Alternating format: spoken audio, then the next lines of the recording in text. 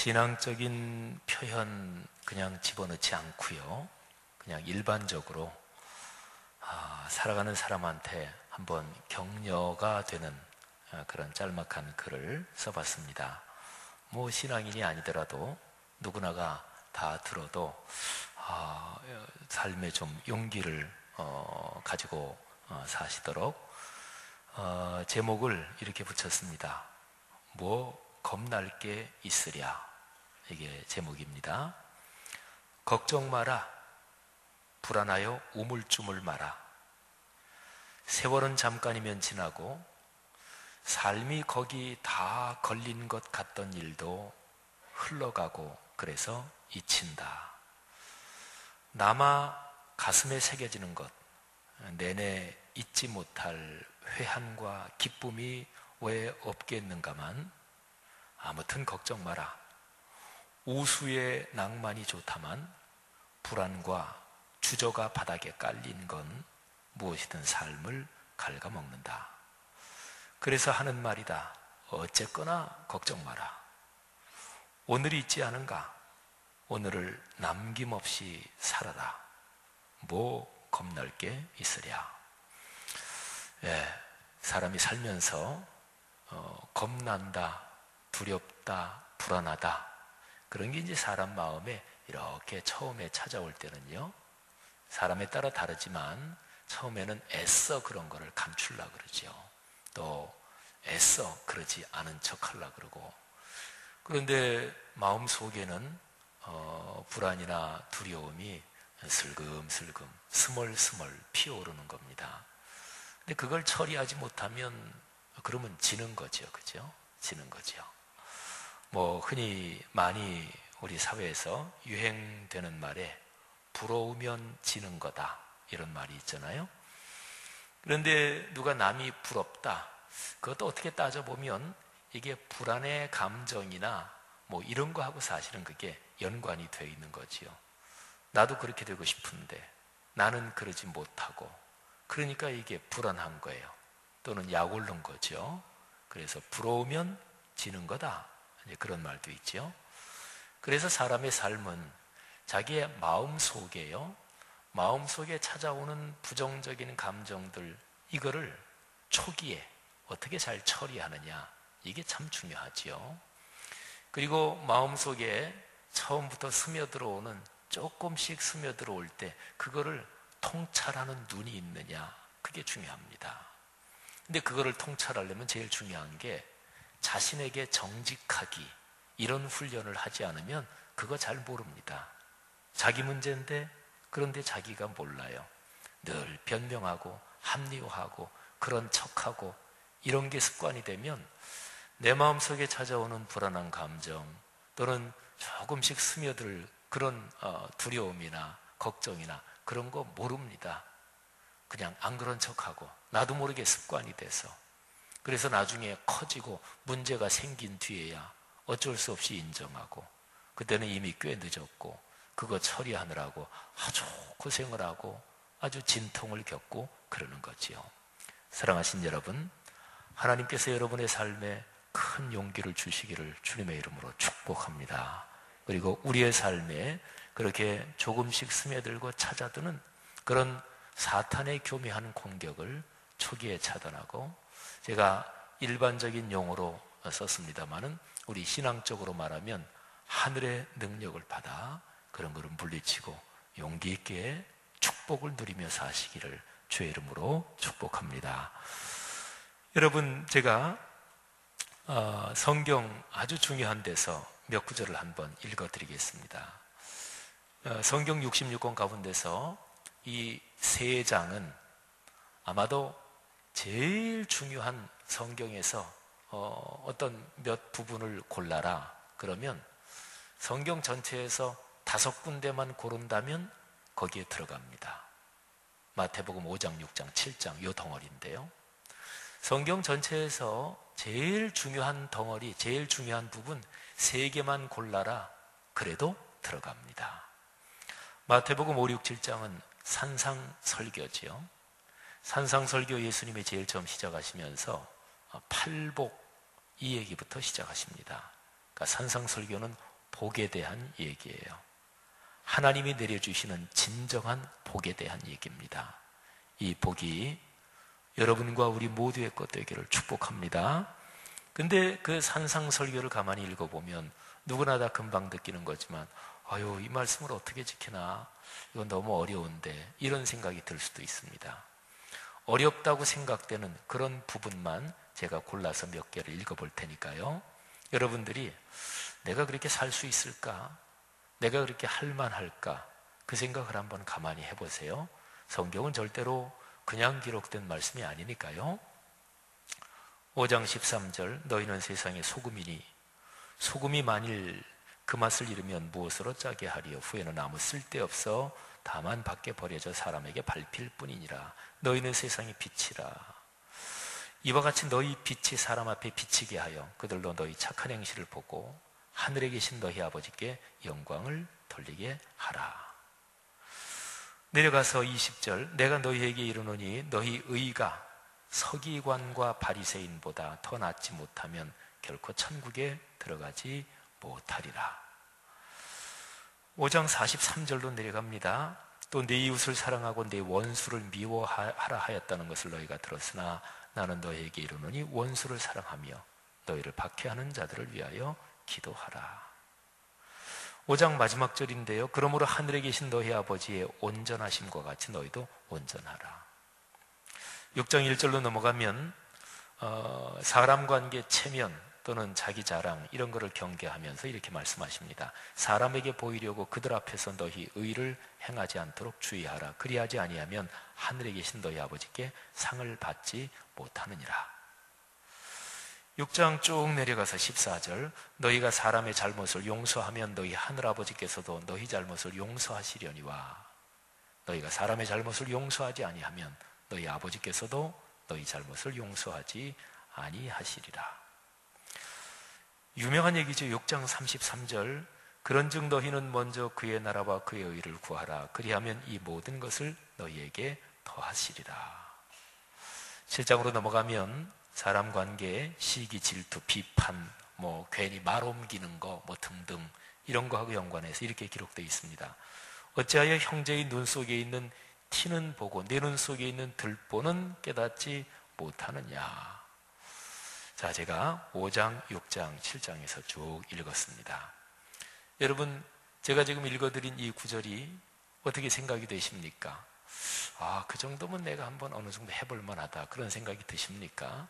아니면 그 말씀을 깎지 않고 만일에 실천한다 이렇게 생각한다면 그거는 내 힘으로는 도무지 안 됩니다, 이런 생각이 드십니까?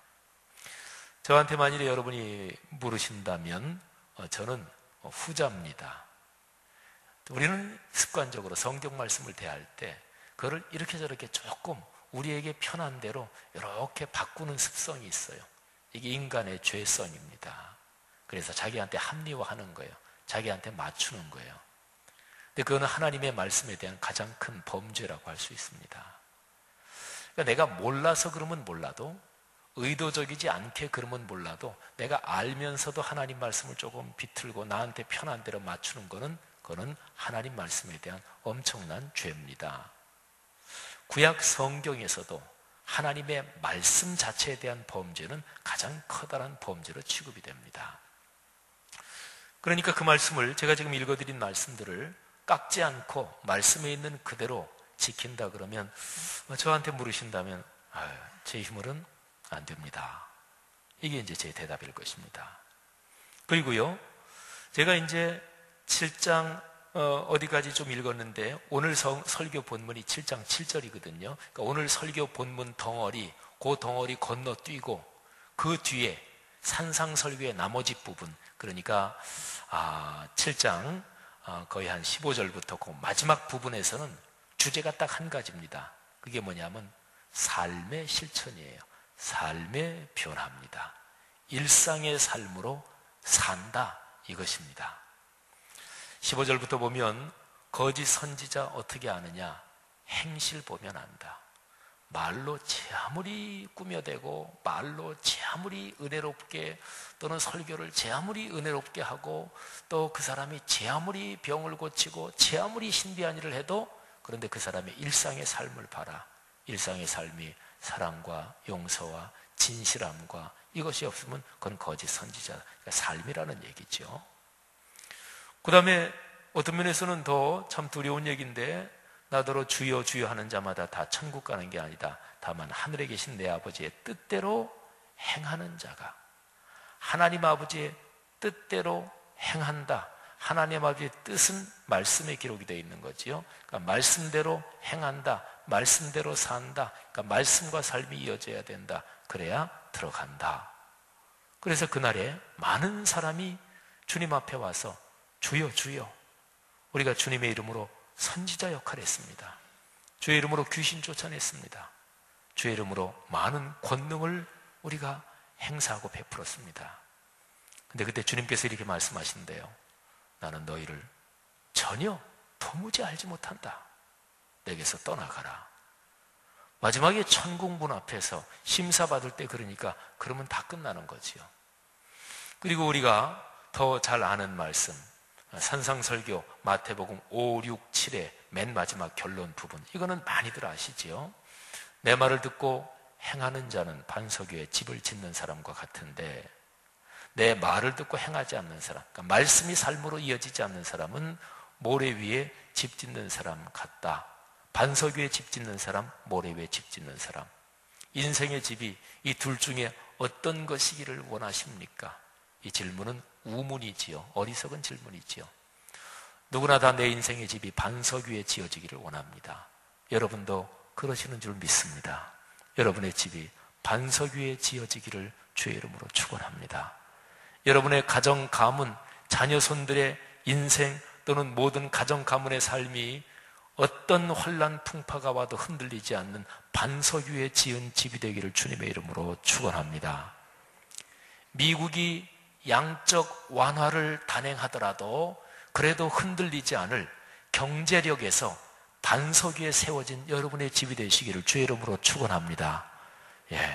경제력에서 건강에서 모든 면에서 반석 위에 지은 집이 돼야 될 거 아니겠어요?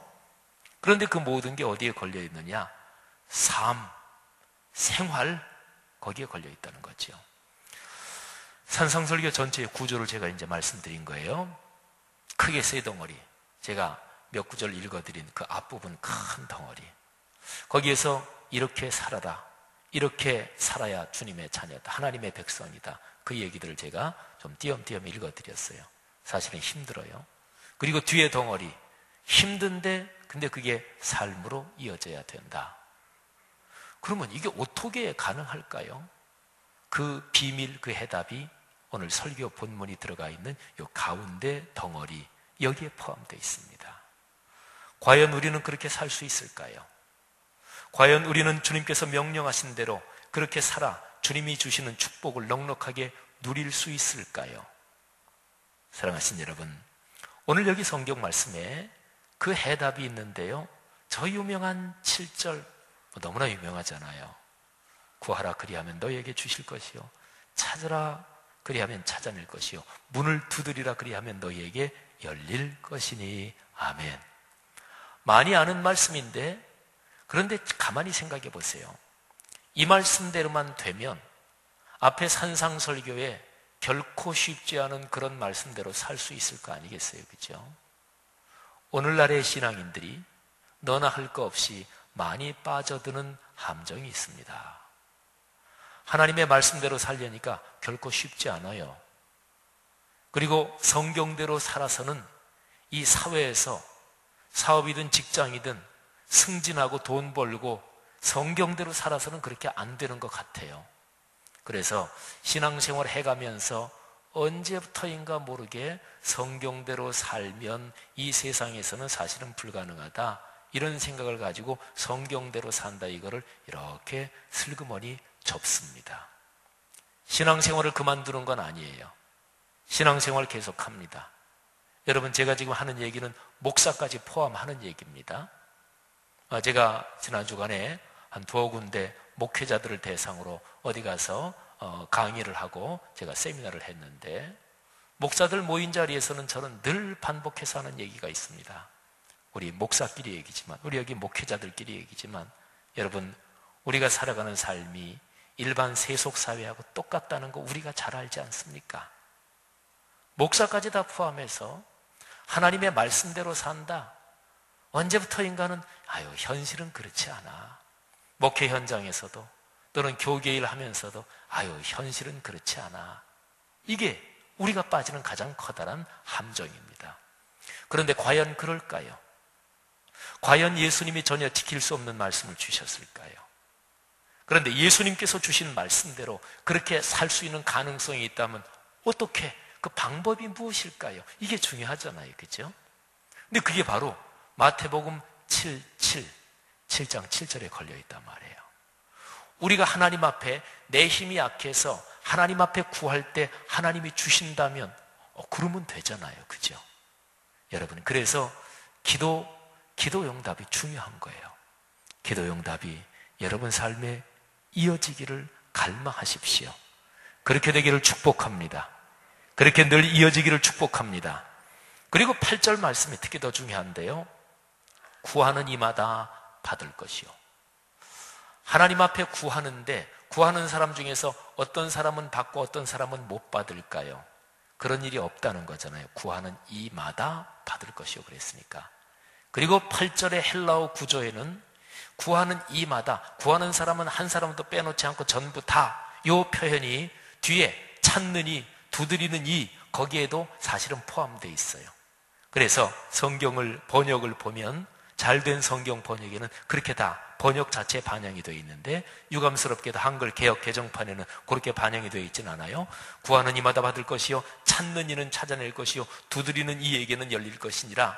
그런데 요 번역에도 의미상으로는 뒤에 들어가 있다고 볼 수 있는데, 좀 명백하게 아예 그렇게 좀 더 번역을 했다면 구하는 이마다 받을 것이요, 찾는 이마다 찾아낼 것이요, 두드리는 이에게마다 열릴 것이니라. 여러분, 이 정도 되면 산상설교의 그 앞부분의 말씀대로 살만하잖아요. 그잖아요. 살만하죠. 자, 9절, 10절은 또 더 한 번 강조를 합니다. 자, 구하는 이마다 받는다, 찾는 이마다 찾는다, 두드리는 이에게마다 열린다. 이게 사실은 감이 좀 안 오십니까? 그 얘기는 신앙생활하면서 많이 들었지만, 실제로 기도하면 진짜로 기도하는 것마다 몽땅 다 받는 것도 아닌데, 이런 생각이 마음속에서 이렇게 지나가죠. 그죠? 목사가 설교할 때 구하는 이마다 받는 줄 믿으시기를 바랍니다. 이런 축복이 있기를 바랍니다. 그리고 성도들도 아멘. 그리고 지나가면 목사도 편하고 여러분도 편할 거예요. 그죠? 근데 저는 설교할 때 자꾸 그런 거를 꼬집꼬집 자꾸 끄집어내잖아요. 그죠? 그런데 진짜로 살자니까 그런 거 끄집어내는 거예요. 오늘날 한국의 가장 큰 병, 목사님이나 장로님이나 모든 성도님들이나 신앙생활의 예의, 체면, 관습, 이런 걸로 이렇게 두루뭉술하게 이렇게 덮여 있어요. 겉껍데기를 보면 다 신앙이 좋은 것 같아요. 교교 활동도 하면 다 경건한 것 같아요. 총회할 때는 성총회 그래요. 뭐가 성총회예요? 총회할 때마다들 다들 싸우고, 교단마다들 재정 문제 때문에 난리 법석을 피우고, 근데 다 기도할 때는 목소리까지, 그건 평생 신앙생활 했으니까 그렇게 훈련된 거예요. 성총회를 축복하시고. 이 말을 좀 제가 아껴야겠네요. 험한 말 나오려고 그래 제가 지금. 여러분, 예수 믿는 사람이면 진실해야지. 폼 가지고 돼요? 예수님이 그토록 책망하신 게 뭐예요? 폼은 대단해요. 예루살렘 성전의 제사 의식 대단해요. 근데 그들의 삶이 진실하지 않았습니다. 사랑하신 여러분, 그래서 예수님이 바로 그렇게 가르치신 거예요. 그때 당시에 아주 예식 그거는 다 좋고 신앙 다 좋은 것 같고 예배 하나님께 성전에서 잘 드리고, 그런데 실제로 삶이 안 그러니까 예수님 그거를 꼬집꼬집 전부 다 끄집어내시는 거예요. 진짜로 그렇게 산다는 얘기냐? 아니면 기도 그냥 그렇게 폼으로만 하는 거냐? 말씀 그렇게 그냥 고백하기만 하는 거냐? 아니면 진짜로 살겠다는 거냐? 예수님이 다 끄집어내셔요. 그러면서 여기서 말씀하시잖아요. 구하는 이마다 받는다. 근데 마음속에 진짜 구하는 이마다 받나요? 그러지 응답되지 않는 것도 있는데, 근데 예수님도 그걸 예상하시고 9절 10절에서 이렇게 얘기하십니다. 그러면 너희가 사는 일반적인 삶의 현장 얘기해보자. 자, 9절 10절이 그 얘기예요. 자, 너희 아들이 아빠, 엄마 떡 좀 주세요. 그런데 돌멩이 하나 던져주면서 야 이놈아 이 돌멩이나 먹어라. 이런 부모가 어디 있겠느냐? 없죠. 당연히 생선을 달라고 하는데 뱀을 주면서 야 이 뱀이나 먹어라. 뭐 이스라엘 그쪽에서 뱀을 먹었는지 모르겠지만 진짜로 뭐 뱀탕 이런 게 뭐 굉장히 건강에 좋다는데 그런 식으로도 생각하지 마세요. 어쨌든 그런데 자식이 생선 달라 하는데 뱀을 줄 사람이 어디 있겠느냐? 그런 사람은 없다. 혹시 얘기를 들으면서 이런 생각이 드시는 분이 있습니까? 아이고 뭐 그렇게 그냥 꼭 유치원 애들을 대하듯이 그런 식으로 얘기를 하시는가 예수님이? 그러면 거꾸로 예수님이 어떻게 말씀하실 것 같아요? 그러면 너희는 너무너무 단순한 거를 신앙생활 하면서 왜 그렇게 너무 단순한 거를 눈 가리고 아웅하냐? 예수님이 그렇게 얘기하실 거예요. 하도 못 알아들으니까 말씀하시는 거예요. 예수님이 부모 자녀 생각해봐라. 성경에 부모 자녀 관계 요거를 가지고 하나님과 우리와의 관계를 많이 얘기해요. 왜 그런 줄 아십니까? 사람이 살면서 그냥 몸에 꽉 찔리게 피부에 꽉 와닿게 제일 절절한 그런 인간관계가 뭐예요? 부모 자녀 관계. 그러니까 하나님이 그렇게 말씀하시는 거예요. 자, 9절 10절 말씀이 맞아요, 틀려요? 아들이 떡 달라는데 누가 돌 주겠어요? 생선 달라 그러는데 누가 뱀 주겠어요? 안 그러잖아요. 그래서 11절에서 하나님께서, 예수님께서 이렇게 말씀하시는 거예요. 너희가 부모라 그래서 다 선하냐? 그러지 않아요, 그죠? 이 세상 사람들 누구나 다 결혼했으면 자녀 낳으면 부모인데 그 부모 된 사람들이 다 선해요? 현실적으로 자기 자녀한테는 좋은 거 주려고 그러지만 다른 사람한테 악한 사람들 많잖아요. 다른 사람한테 모질고 못되게 하는 사람들 많잖아요. 내 가족은 잘 지키려고 그러지만은 대외 관계에서 또는 나한테 관계가 안 좋은 사람에 대해서 아주 독하게 구는 사람 많잖아요. 현실적으로. 그러니까 11절에서 말씀하신 거예요. 너희가 악한 자라도 자식한테는 좋은 걸 준다. 하물며 하늘에 계신 너희 아버지께서 구하는 자에게 좋은 것으로 주시지 않겠느냐. 아멘. 사랑하신 여러분, 산상설교 마태복음 5, 6, 7장에서 제일 중요한 거 그게 뭐냐면 예수님이 삼위일체 하나님, 특별히 성부 하나님을 뭐라고 부르셨냐면 하늘 아버지라고 부르셨어요. 저는 이 말을 너무너무 좋아해요. 하늘이란 말을 저는 너무너무 좋아합니다. 엊그제 우리 청년 중에서 페이스북에다가 새벽기도 끝나고 가는데 가을 하늘 요즘 하늘 구름이 너무나 좋아하고 찍어 올렸길래 제가 거기다 그랬어요. 야, 하늘을 보며 사는 사람은 참 행복한 사람이다. 그렇게 했어요. 저는 하늘이란 말을 너무너무 좋아해요. 그런데 거기에 삼위일체 하나님을 뜻하는 아버지가 붙어서 하늘아버지. 제가 우리 교회 제일 처음에 와서 이 표현을 쓰니까 성도들 중에 좀 이상하다고 생각하는 사람들이 있었던 것 같아요. 그래서 제가 그런 느낌을 좀 갖고 이거 성경에서 하는 얘기입니다. 예수님이 하신 얘기입니다. 제가 한번 얘기를 했지요. 그래서 지금 우리 교회 성도님들 중에서도 하늘아버지 이런 표현을 쓰시는 분들도 계시던데 이게 너무너무 좋은 표현이에요. 저 유명한 산상설교에서 예수님이 하나님에 대해서 부르신 명칭이 하늘아버지인데 근데 산상설교를 읽어보면은 예수님이 계속해서 하늘에 계신 너희 아버지, 너희 하늘아버지 이렇게 말씀하세요. 하나님이 여러분하고 어떤 관계가 되면 제일 좋겠습니까? 전능하시고 두려우시고 자비하시고 영존하시고 그리고 전지전능하신 하나님 아버지, 이거 참 귀한 이름들인데 그렇게 되는 거하고 내 아버지 어떤 게 더 좋아요? 아버지가 더 좋습니다. 아버지면 자식이 땡깡 부릴 수도 있으니까. 그리고 오늘 예수님이 여기서 말씀하신 것처럼 자식에게는 악한 자라도 좋은 것으로 준다. 근데 하늘에 계신 너희 아버지께서 왜 구하는 자에게 좋은 것으로 안 주시겠느냐 이렇게 말씀하신 거. 사랑하신 여러분, 하나님이 여러분의 아버지이신 것을 믿으시기를 바랍니다. 구하시기를 바랍니다. 구하면 주신다 그랬어요. 사랑하신 여러분, 그런데 이제 제일 중요한 얘기를 제가 해야 되겠습니다. 설교를 들으면서 그냥 목사가 말이지요, 기도는 하나님이 응답하십니다. 응답받는 줄 믿으시기를 바랍니다. 아멘. 그러면 다 아멘 하실 거예요. 근데 제가 하나하나 우리 성도들이 그렇게 아멘 한다 그래서 다 기도하진 않아요. 그렇게 아멘 그런다고 해서 진짜로 다 믿는다는 것도 아니에요. 아멘이 너무 남발되고 너무 값싸졌어요. 아멘이라는 것은 무지무지하게 중요한 말입니다. 내가 그렇게 산다, 내 삶을 헌신, 이게 아멘이거든요. 근데 예수 믿는 사람의 그냥 화답하는 습관적인 말이 돼버렸어요. 그래서 저는 기도할 때 주여 외치는 것도 그렇고 하려면 제대로 한다. 근데 절대로 형식적으로는 안 한다. 할렐루야, 아멘, 주여 다 마찬가지. 얼마나 중요한 말이에요. 근데 그게 너무나 값싼 말이 돼버렸단 말이에요. 다시 한번 그 말의 본래 의미를 회복해야 되는 거지요. 자, 기도하면 응답 주시나요? 구하면 주시나요? 제 말이 아니고 이게 마태복음 7장 또 8절. 구하는 사람마다 준다. 찾는 사람마다 준다. 그리고 두드리는 이에게마다 열린다. 여러분, 성경에 기록된 말씀이니까 어린아이같이 순수한 심정으로 적어도 내가 지키는 거 우선 둘째치고 이 말 자체를 믿으시면 아멘 하시기를 축복합니다. 한 번 더 묻습니다. 제가 그래서 조심스럽게 구분하자요. 여러분이 이 말을 지킬 거고 기도할 거고 요거 일단 빼놓으시자고요. 그러면 여러분 부담 덜 하실 거 아니겠어요?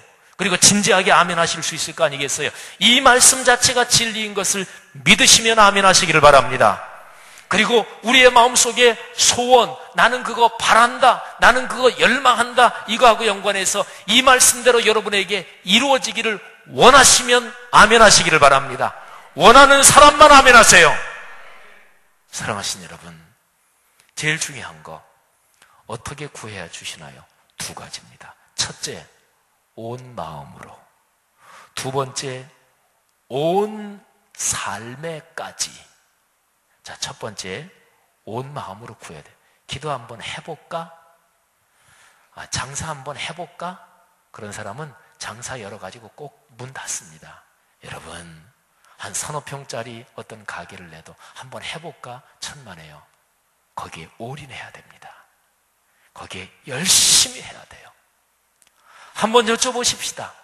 이 세상에서 장사라든 뭘 하든 간에 뭐를 내가 소원하든지 간에 전심전력하는 사람한테 이루어질 가능성이 더 많아요? 성공할 가능성이 더 많아요? 아니면 그냥 해볼까? 이런 사람한테 성공할 가능성이 더 많아요? 말할 것도 없잖아요. 사랑하신 여러분, 기도는 온 마음으로 하는 거예요. 산상설교에 제가 세 덩어리를 얘기했잖아요. 오늘 설교 본문이 들어있는 가운데 덩어리하고 그 앞에 덩어리, 뒤에 덩어리. 이 앞에 덩어리에서 예수님이 계속 강조하신 게 그거예요. 마음의 상태, 동기의 순수성, 하는 척, 그게 하나님에게서도 통하리라고는 꿈도 꾸지 말아라. 우리 모습이 부족해도 괜찮아요. 못나도 괜찮아요. 욕심스러워도 괜찮아요. 내 마음에 욕심스럽다, 그런 게 느껴지면 하나님 아버지 앞에 그냥 그렇게 기도하세요. 하나님, 제 마음 지금 욕심 부리고 싶은 거, 욕심이 있는 거 주님께서 잘 아시지요. 그러면 하나님은 그런 진실한 마음을 좋아하신다는 거예요. 산상설교 앞에 덩어리에서 예수님이 가르치신 게 온 마음으로, 진실한 마음으로. 여러분, 하나님 앞에 여러분이 요즘의 생활에서 기도하고 싶은 거, 꼭 응답받고 싶은 거 세 가지만 구하란다면, 진짜로 이 세 가지는 그냥 한번 기도해볼까? 응답 주시면 좋고, 아니면 말고, 그런 거 말고요. 진짜로 이 문제 아버지 응답해 주옵소서, 아버지 저한테 주십시오, 이런 제목 한 세 가지나 네 가지만 생각해 보십시오. 온 마음으로 그렇게 구하고 싶은 기도 제목이 있어요. 목사님, 애가 30 중반인데 결혼할 생각을 안 해요. 그냥 안다라고 그러면서 그 제목 가지고 온 마음으로 기도할 생각 있으세요? 여러분한테 급하시잖아요. 그러면 그 제목 붙들고 온 마음으로 진짜 집중해서 언제 기도해 보신 적 있어요? 그 제목 붙들고 금식해 보신 적 있어요? 여러분, 오늘 한국교회 전체적인 신앙의 흐름을 보면 어느 정도는 뻔합니다. 안다라고 걱정하고, 요즘 경제가 얼마나 어려워요. 근데 그거 붙들고 하나님 앞에 온 마음으로 기도하지는 잘 않아요. 그 다음에 온 마음으로 또 하나가 온 삶으로지요. 제가 세 덩어리로 나눈 것 가운데 제일 마지막 덩어리, 아까 얘기했잖아요. 산상설교의 제일 뒷부분 7장 15절 이후에는 예수님이 강조하신 게 지금까지 얘기한 모든 거 마지막 한 가지만 얘기하자. 그렇게 돼야 된다, 될 수 있다, 그렇게 살자, 결국은 잘 살자고 그러는 거 아니냐? 결국은 복을 누리자고 그러는 거 아니냐? 그러니까 하나님 앞에 기도할 때에 하나님 반드시 이렇게 되기를 원합니다.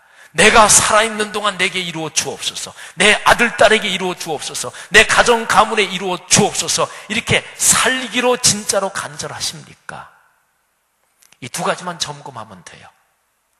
온 마음으로 내가 주님 앞에 기도할 제목이 뭔가, 그리고 온 삶에까지 분명히 이루어지기를 간절히 원하면서 기도하는 제목이 뭔가. 그러면 하나님 없이도 이 세상에서 되는 게 많습니다. 하나님 안 믿는 사람들 중에서도요, 성공한 사람은 다 적어도 최선을 다하고 어떻게 하든 내가 그거 움켜쥔다, 이런 사람들이 결국에는 이뤄요. 자, 그러면 하나님을 이제 개입시키십시다. 하나님을 등장시키십시다. 하나님이 거기에 개입하셔요. 역사하셔요. 그러면 안 될까요? 됩니다. 사랑하신 여러분, 진심으로 드리는 권면입니다. 기도하셔야 됩니다. 기도하시면 복 받습니다. 아멘. 아이가 겁나시죠, 그죠? 제가 무슨 얘기할 거 뻔히 아시지요? 내일부터 있는 꿈새 한가을. 여러분, 1년에 3번 새벽에 일찍 일어나서 하나님 앞에 기도하는 그 정도의 마음도 없으면서 뭐를 하나님 앞에 간절히 구한다고 할 수 있을까요? 아닙니다. 우리가 세상에서 뭐 하는 거 생각해 보세요. 너무너무 재미있는 건 밤도 새잖아요. 너무너무 재미있는 거 꼭 가야 될 거는 새벽 3시에도 일어나잖아요. 1년에 겨우 3번, 3주간 하나님 앞에 온 마음으로 기도하는 거, 그거 다 내 삶에 필요한 거 구하자는 거니까요. 그래서 아까 제가 말씀드린 꿈새 한가을 기도 제목, 제가 가만히 그 생각을 하다가 한국교회 신앙의 제일 커다란 문제는 다시 신앙의 기본으로 돌아가는 거다. 목사부터 해서. 제가 바로 지난 주간에 목사들만 모인 자리에서, 한 100여 명 모인 자리에서 그런 얘기했어요. 한국교회는 목사들만 말썽 안 피우면 한국교회는 대체적으로 조용합니다. 우리끼리니까 우리가 잘 알지 않습니까? 그 다음에 한국교회 모든 책임은 목사 장로의 책임입니다. 그런데 거기에서 하나 더 줄이면 그건 목사들의 책임입니다. 목사들부터 시작해서 진실하게 하나님 앞에 기도하고, 그러니까 기본으로 돌아가야 된다고요.